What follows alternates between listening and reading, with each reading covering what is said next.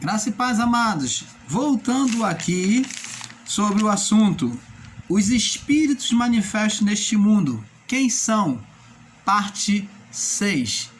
Então, amados e abençoados, estamos nesta série que eu considero que tem sido uma bênção de iluminação, porque foi para mim e tenho participado com cada um de vocês. Então, tem sido uma bênção.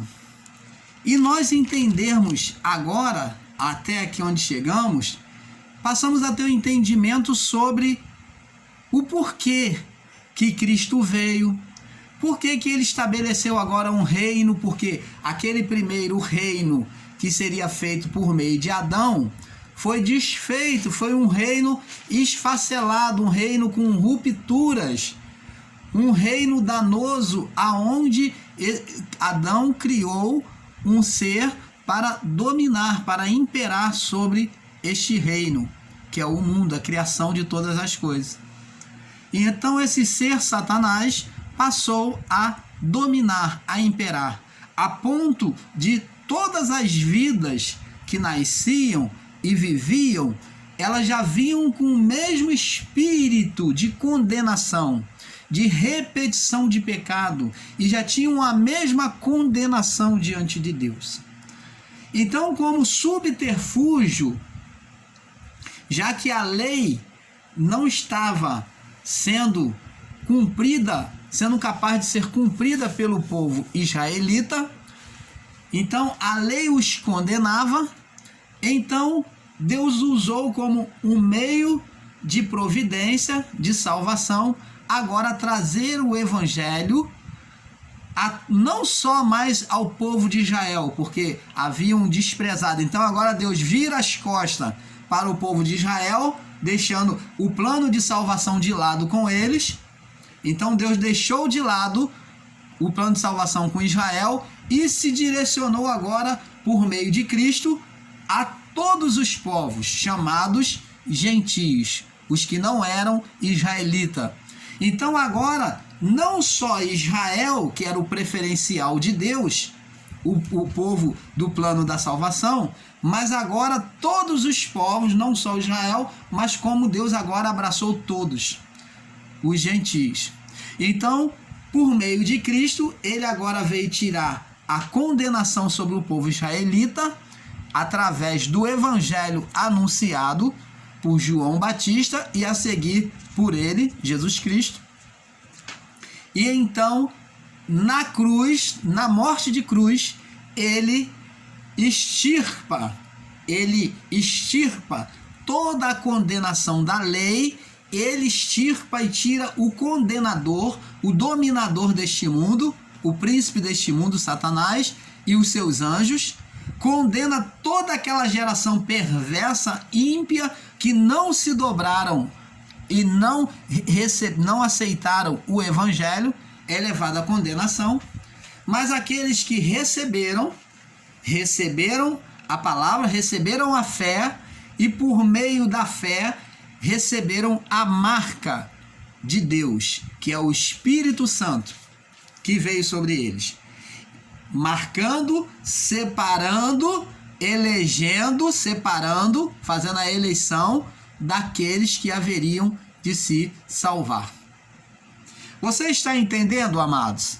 Então, abençoados, a partir daí, quando houve o juízo de todas as coisas, todo aquele que nascia, não nascia mais com corpo, com alma. O que é a alma? Torna a repetir. A alma era a vida do sangue. A vida do corpo por meio do sangue. Então, a vida do corpo dependia do sangue. E a condenação foi no corpo pelo sangue. Por isso, Cristo teve a necessidade de derramar sangue, entregar o seu corpo à morte e derramar o seu sangue, que era a sua alma. Você está entendendo, amado? Então, a palavra de Deus diz que acerca de Jesus existe uma profecia, não sei se eu não me recordo, acho que é em Isaías, que diz que o seu corpo não veria corrupção. Quer dizer, o seu corpo, o corpo de Jesus na sua morte, na entrega na cruz, dentro do túmulo, ele não seria corrompido, comido, apodrecido. Ele não veria corrupção. Essa corrupção não só é de pecado, como também uma corrupção no físico. O corpo de Jesus foi intacto, porque Jesus só passou 3 dias no sepulcro. Ao 3º dia, ele ressuscitou. E a putrificação do corpo é a partir de 4 dias. Isso numa morte natural. Tá? Não uma morte sobre doença, porque a doença já é putrificação. Existem doenças que são infecções, então a putrificação desses corpos serão em menos dias. Mas a putrificação de uma morte física, natural, né? Então seria a partir de 4 dias. E o corpo de Jesus não chegou a ter decomposição ou putrificação. Então Jesus ressuscita e agora vem estabelecer um reino espiritual. E o apóstolo Paulo, ele fala desse reino espiritual, ele fala do reino de Cristo. Cristo fala desse reino, é chegado a vós o reino dos céus. Entendeu? Porque o reino dos céus não direis, ei-lo ali ou ei-lo lá, porque o reino dos céus está dentro de vós. Então, se você for tentar imaginar um reino dentro de você, um corpo humano não cabe. Mas esse reino é na mente, é no coração. Esse reino é espiritual, é um reino de entendimento da palavra de Deus, de entendimento e aceitação. Porque quem entende, aceita. Quem não aceita é porque não entendeu. Pode até dizer que entendeu, mas não entendeu.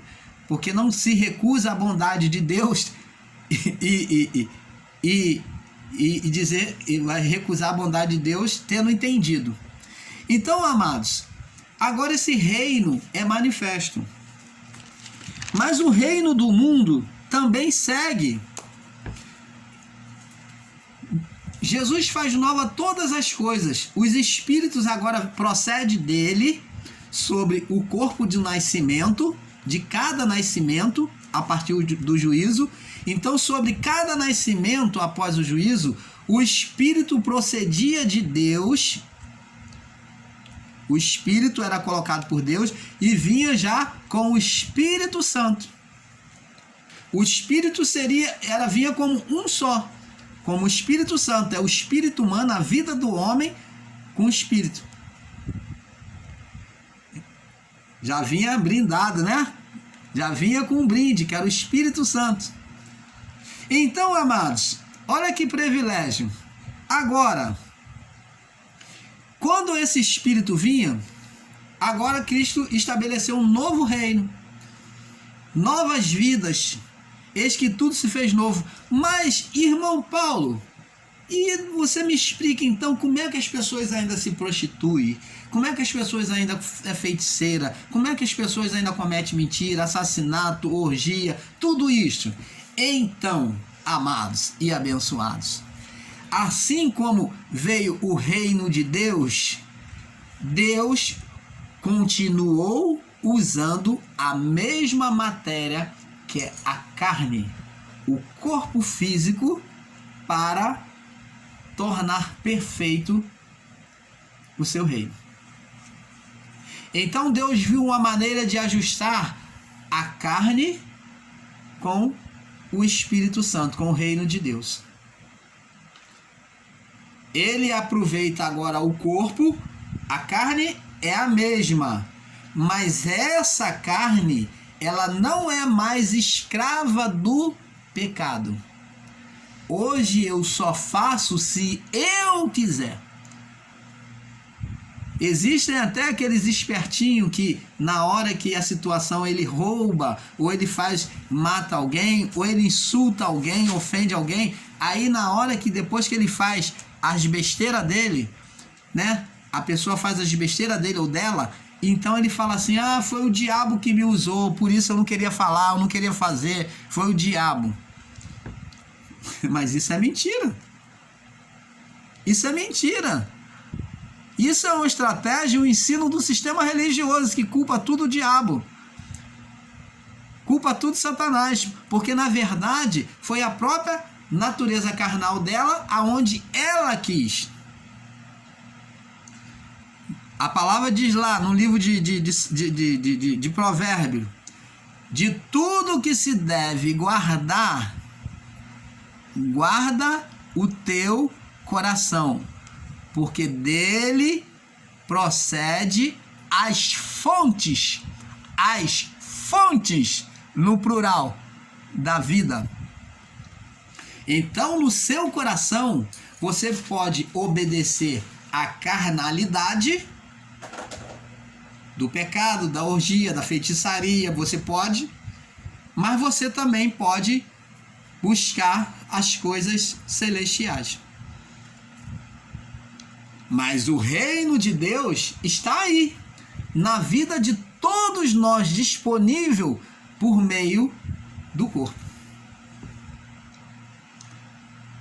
No Espírito está o reino de Deus, em cada vida.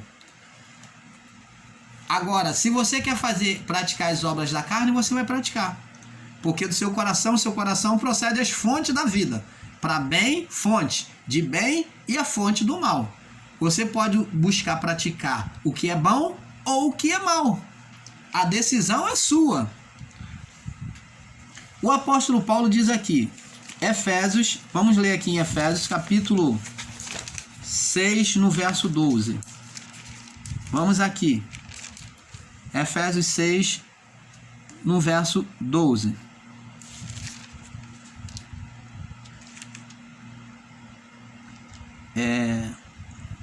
Efésios, capítulo 6, no verso 12. Diz assim.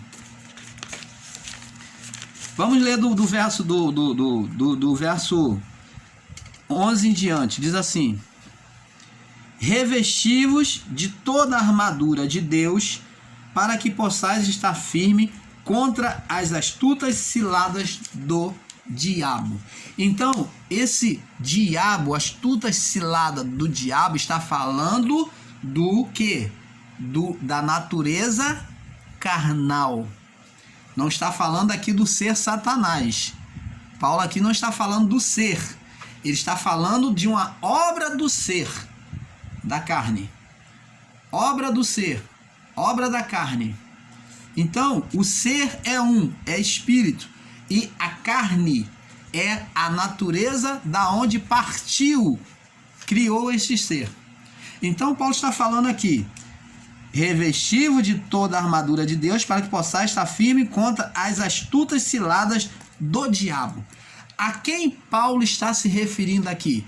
Paulo está falando que você tem que ficar preparado, se revestido da armadura de Deus. Quais são as armaduras? Capacete da fé, a palavra do Espírito, calçar os pés com a preparação do Evangelho da paz. Então você tem que buscar estar dentro da palavra, vigilante, para não cometer o que? A satisfação, né? Para você não cair nas astutas ciladas, nas ciladas da sua carne, nas vontades que a sua carne vai preparando para te laçar, para fazer você ceder, você cair dentro das vontades dela. Você está entendendo, amado? Então aqui não está falando do ser, mas está falando de uma obra do ser, que é a obra da carne. Então está falando da carne. Porque não temos que lutar contra a carne. Você está vendo aqui? Porque não temos que lutar contra a carne e o sangue. Aqui está falando que a sua luta não é contra a pessoa humana. Paulo agora bota a pessoa humana. Não temos que lutar contra a carne e contra o sangue, contra as pessoas. mas sim contra os principados, contra as potestades, são o que? Hostes celestial, neste mundo. Celestial neste mundo. Contra os principados, contra as potestades, contra os príncipes das trevas. Você está vendo que existe liderança das trevas a favor de Satanás? Lideranças que exercem o poder de Satanás. Então está vendo aqui, são príncipes, são líderes. Contra as hostes espirituais da maldade nos lugares celestiais. Então está nos céus deste mundo, no céu deste mundo, as hostes espirituais outrora, elas habitavam e rodeavam. E ainda reside, nós vamos ver aí, peraí, ainda reside atuações espirituais nos céus deste mundo. Nós vamos ver, fica calmo. Aqui Paulo já está dizendo que existia na sua época. Então, quem foi banido? Somente Satanás, os seus anjos e todos os anjos rebeldes, né? Os anjos que deixaram a sua habitação, e os ímpios foram banidos para o fogo eterno. Aí diz assim: portanto, tomai toda a armadura de Deus para que possa resistir o dia mau, havendo feito tudo, ficar firme. E diz assim: estai, pois, firmes, cingidos os vossos lombos com a verdade. Você está vendo? Vestida com a couraça da justiça, calçados os pés com a preparação do evangelho da paz. Tomai, sobretudo, o escudo da fé, com o qual podeis apagar os dardos inflamados do maligno. Então, você está vendo como é que Paulo aqui está descrevendo uma batalha como uma batalha espiritual, como um soldado que vai para a guerra. Ele também coloca que nós temos que tomar todas essas providências. Paulo coloca a espada como o evangelho como a espada do espírito, o evangelho como a sandália, né, como pregação o escudo da fé, né, para apagar os dardos inflamados do maligno. Então, tudo isso Paulo descreve como um soldado que vai para a guerra, que se vestia de couraça, lança, né, proteção na cabeça, a sandália, não podia ir descalço, mas tinha que ter com a sandália, com a pregação do evangelho da paz. Então, preste atenção, amados e abençoados. Você vê que existia um reino espiritual. E Cristo vem estabelecer o reino dele. Vamos lá. Agora, nós vamos ver aqui no livro de Mateus, capítulo 13. Mateus, capítulo 13. Vamos ver aqui, Mateus, capítulo 13, do verso 1 em diante. Mateus 13, do verso 1 ao 9. Diz assim: Jesus agora vem descrever como é o reino dele. O reino dele é no corpo do homem, tanto físico como espiritual. Vamos lá. Mas ele opera no espírito, né? Então diz aqui, por meio do coração espiritual do homem. O homem tem, comparado dois corações, porque a vida do espírito, né? Há momentos que fala que o coração do homem está falando do coração espiritual, não o coração físico. Então, quando a palavra de Deus diz: de tudo que deve guardar, guarda o teu coração, está falando do coração espiritual. Então, o homem tem um coração físico e um coração espiritual, por meio do espírito nele. Então, é como se houvesse dois homens, o físico e o espiritual. E isso acontece porque existe o físico, que o outro vê, né? O outro vê o Paulo no físico, e existe o Paulo espiritual. Paulo é a essência de Deus, a qual todos nós viemos. Então temos que entender isso. E diz que o coração do justo é para o lado direito, e o coração do ímpio tende para o lado esquerdo, né? Ele se inclina para o lado esquerdo. Então o o Salomão, ele descreveu isso em Provérbios, dizendo que o coração do justo se inclina para o lado direito e o coração do ímpio para o lado esquerdo. Por quê? Esse lado esquerdo falando do homem espiritual que cometia a impiedade, que era carnal. Vamos lá. Mateus capítulo 13, no verso 1 ao 9. Tendo Jesus saído da casa, naquele dia estava junto ao mar, e ajuntando-se muita gente a ele, de sorte que entrando no barco se assentou, e toda a multidão estava em pé na praia. Verso 3: falou-lhe de muitas coisas por parábola, dizendo: eis que o semeador saiu a semear. E quando semeava, uma parte da semente caiu junto ao caminho, e vieram as aves e comeram. A outra parte caiu em pedregais, onde não havia terra bastante, e logo nasceu. Porque não tinha. Outra caiu entre os pedregais, onde não havia terra bastante, e logo nasceu, porque não tinha terra profunda. Mas vindo o sol, queimou-se e secou-se, porque não tinha raiz. E outra caiu entre os espinhos, e os espinhos cresceram e sufocaram-na. E outra caiu em boa terra, e deu fruto, um a 100, e outro a 60, e outro a 30. Quem tem ouvidos para ouvir, ouça. Olha que mistério. Jesus aqui nessa parábola do semeador, ele é o semeador da graça de Deus. Entenda, amado, ele está falando do reino de Deus agora sendo semeado na boa terra, ou semeado na terra. Então, quem é essa terra? É o coração do homem, é o reino de Deus agora sendo estabelecido no coração. Lembra lá no livro de Ezequiel, de Jeremias: eu não mais estabelecerei a minha lei como fiz com Moisés no passado, com aquele povo passado, mas estabelecerei na sua mente, no seu coração. Então, agora ele vem estabelecer no coração, agora o reino, semeando o reino de Deus. Então você está vendo que agora esse reino agora é o homem, estabelecido no homem. Esse reino é estabelecido no homem. Então, você vê que uma semente, ela cai à beira do caminho. Assim também são pessoas. A natureza do coração é que vai decidir se a pessoa vai aceitar a palavra ou não. Isso não depende de Deus.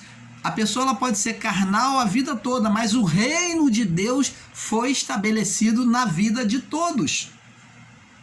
É isto que temos que entender. Sem acepção de pessoas, o reino de Deus é chegado a todos. A decisão de ser carnal ou ser espiritual vai depender de cada pessoa. Você está entendendo, amado? Então, uma caiu à beira do caminho. E você vê que as aves do céu, que representa o espírito deste mundo, a oposição, vem e come. Então vem o ensinamento errado, vem o espírito do falso profeta, vem o espírito opositor àquilo que é ensinado para desviá-la do caminho. A pessoa recebe o evangelho, mas vem tanta coisa para tentar neutralizar aquela palavra, aquela semente. Então você vê que o reino de Cristo agora vem por meio da semente, da palavra plantada nos corações. Você está entendendo, amado? Outra caiu uma caiu na beira do caminho, outra caiu entre os pedregais. Mas a terra era pouca, né? E cresceu. É como a pessoa que recebe a palavra, ela recebe com alegria, mas em meio ao tempo ela não tem força de caminhar, porque não tem muita terra, então ela não tem mais para onde prosseguir.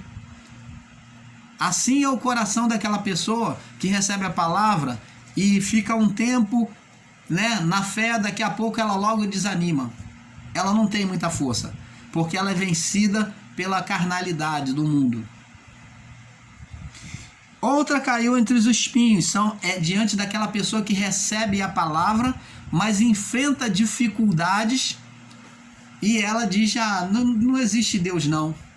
Ela vem até por meio da fé, ou chamado para a igreja, como o sistema religioso e o meio evangélico diz, ela vem para a igreja, mas tentando buscar benefícios, tentando mudar a vida dela, mas quando ela sofre um problema em que ela não vê mudança imediata, ou ela está sofrendo um problema, ela culpa a Deus e ela se sente abandonada por Deus e ela vai embora.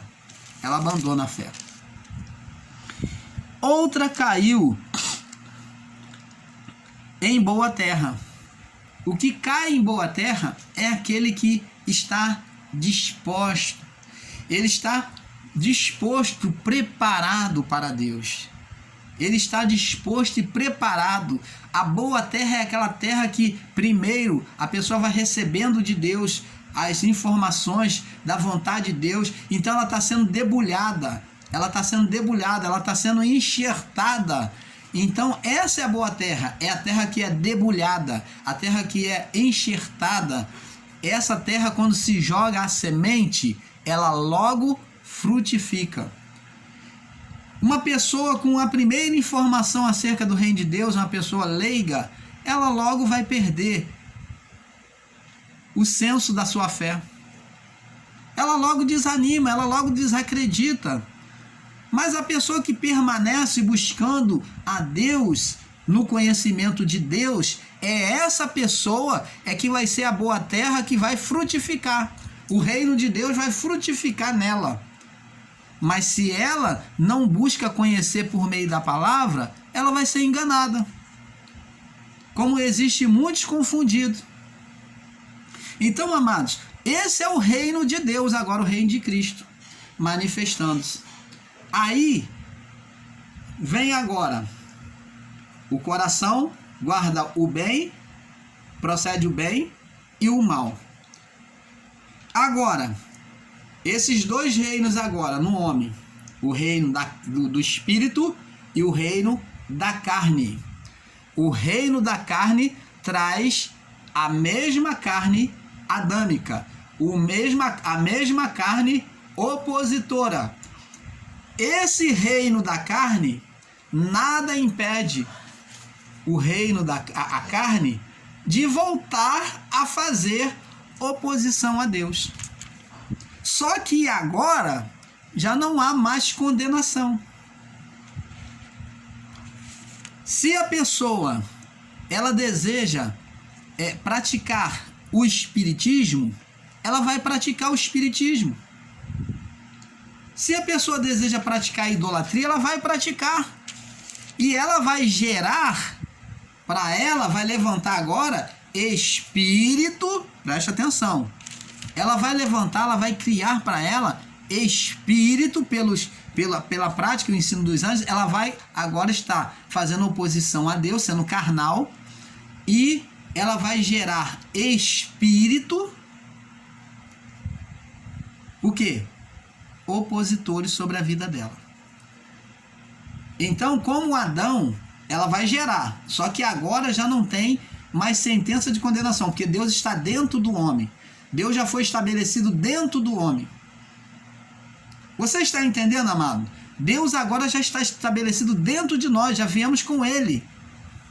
Agora, esse espírito que a pessoa cultua os poderes das trevas, ela cultua, ela pratica continuamente a carnalidade, ela vai ser punida na carne. Esses espíritos que ela cultua, que muitos deles são espíritos chamados espíritos lendários da cultura brasileira, no caso nós, né? Vamos falar do nosso país. Então, aqueles espíritos, né, da cultura brasileira, do entendimento daquelas vidas que existiram, por exemplo, Existiu lá a freira tal que foi uma boa mulher. Ela aqui nesta vida ela foi uma boa mulher. Ela dava de si para as pessoas e na vida dela realmente ela demonstrava um testemunho, um bom testemunho de obras para com o próximo. Aí essa freira vai e morre. O que o homem faz? Na sua idolatria, para poder enaltecer o nome da freira, primeiro eles buscam ser lembrados, depois enaltecem o nome da freira, os seus feitos, e isso daí já para Deus já é ofensivo, já é idolatria, está colocando outro no lugar de Deus. Então a feitiçaria já começa por aí, porque quando se fala de colocar outro no lugar de Deus, você está fazendo uma oposição direta a Deus. Isso é mexer com poderes das trevas, fazer oposição ao evangelho. Lembra lá no início? A oposição ao evangelho, a vontade de Deus é oposição a Deus. Isso é feitiçaria. Lembra de Saul, que Deus mandou matar os amalequitas e Saul poupou e ainda trouxe dos despojos, trouxe o rei dos amalequitas, trouxe do ouro e trouxe o rei para poder se engrandecer? Então ele fez contrário àquilo que Deus determinou. Deus falou, mata tudo. E Saul foi e poupou. Então ele foi desconsiderado por Deus. Foi considerado ofensivo para Deus a ação de Saul. Inimizade contra Deus. E o Espírito de Deus se retirou de Saul. E Saul se tornou um feiticeiro, invocador de espíritos imundos, espírito dos mortos. Lá com a necromante da cidade de Endor. Então, amados e abençoados, preste atenção. Aí então essa freira que era muito boa morreu. E fizeram uma imagem dela e a pessoa vai e se curva diante desta imagem. E faz dessa imagem um ídolo de adoração, de veneração. E esta imagem vai gerar para a pessoa um espírito de maldição. Você está gerando um mundo, você está entrando no mundo espiritual da carne, da oposição. Você está trazendo de volta aquilo que Deus retirou.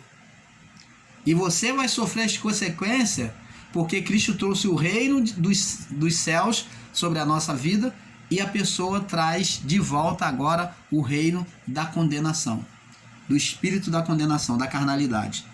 Então, ela vai sofrer as consequências diante de Deus. Diz aqui no Salmos 115. Salmo 115. Diz aqui. 115. Diz aqui. Porque dirão os gentios, onde está o seu Deus? O nosso Deus está nos céus e fez tudo que lhe agradou. Os ídolos deles são prata, são ouro, são obra de mão de homens. Têm boca e não falam. Têm olhos e não veem. Têm ouvidos e não ouvem. Têm nariz, mas não cheiram. Olha a condição da pessoa que é idólatra. Ela formou um ídolo, né? Ou alguém formou um ídolo do barro, do gesso, do metal, e a pessoa está adorando. Tem pés, mas não andam, nem som algum sai da sua garganta. A eles se tornem semelhantes os que o fazem, e assim todos os que neles confiam. Então, a vida espiritual da pessoa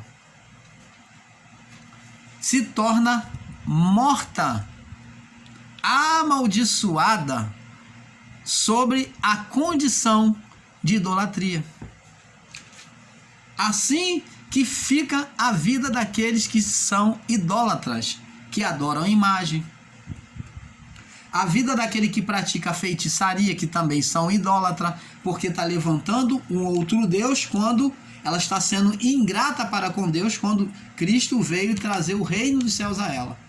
Padeceu na cruz, trouxe o reino, estabeleceu tudo, tirou a condenação dela e ela volta à prática de Adão, da carne. Então ela está trazendo, olha só, presta atenção, ela está invertendo, agora ela está pegando a palavra e invertendo, desprezando a bondade de Deus, e então ela está trazendo nuvem de maldição sobre ela. Então esses espíritos que se manifestam realmente existem. E como eles existem, irmão Paulo? Eles existem pela fé manifesta do homem sobre o mundo contrário à vontade de Deus, o mundo da carne. Toda vez que eu expresso uma fé sobre a ação da carne, eu estou invocando espíritos, demônios. Então, toda vez que a carne se manifesta sobre, o homem manifesta a sua fé na carne, ele está manifestando o mundo dos demônios. E isto tudo foi ensinado pelos anjos. Então, esses espíritos, só que lá na macumba eles chamam lá a entidade, né, chamada Preto Velho, né, que é lá o vovô lá, né, é chamado de vovô. Então tem lá a Preta Velha, o Cosme Damião no catolicismo, ele é chamado de Cosme Damião, e no espiritismo, pela cultura afro, eles colocaram as imagens católicas para não serem impedidos pelos seus senhores de cultuar os seus deuses, porque eles eram espancados quando os seus senhores pegavam eles cultuando cultuando os seus deuses, que eles começavam nas suas manifestações, né, nas suas manifestações frenéticas. Então aquilo era estranheza para os seus senhores e pegavam eles e chicoteavam e castigavam eles. Então eles se reuniam, né, nas suas casas, escondido nos seus cultos, para seus senhores não pegarem eles. Então eles sabiamente, estrategicamente, astuciosamente, vendo que seus senhores eram católicos, que eles eram muito devotos, né, principalmente os portugueses, né, os franceses, os portugueses, então eles pegaram as imagens dos seus senhores, né, adquiriram as imagens dos seus senhores, colocaram nos seus altares, que outrora era só com pedra, com erva, com árvores, né, com velas. Então agora colocaram nos seus altares essas imagens e nos seus cultos cultuavam de frente para essas imagens. Só que enquanto para o seu senhor era lá o São Cosme e São Damião, para eles era o herê, era os herês, eram as crianças. Enquanto para eles a Nossa Senhora da Aparecida era a Nossa Senhora da Aparecida, os católicos, então para eles, os afros, eles sabiam e tinham a consciência de que era a Inhaçã, a Iemanjá, ou a Oxóssi, ou a Oxum, todas essas representações. Então cada imagem passou a ter a representação, como do São Sebastião, que passou a ser lá no espiritismo do Oxóssi, conhecido como Oxóssi dentro da macumba, do espiritismo, ou os sete frechas, os sete encruzilhadas, as representações da falange deles. Então, gente, nós temos que entender, amados, que esses espíritos, quem dá a vida a esses espíritos são as próprias pessoas no exercício da sua fé. Agora, Irmão Paulo, como é que as pessoas que não vão para o espiritismo... Ai, meu pai, acabou.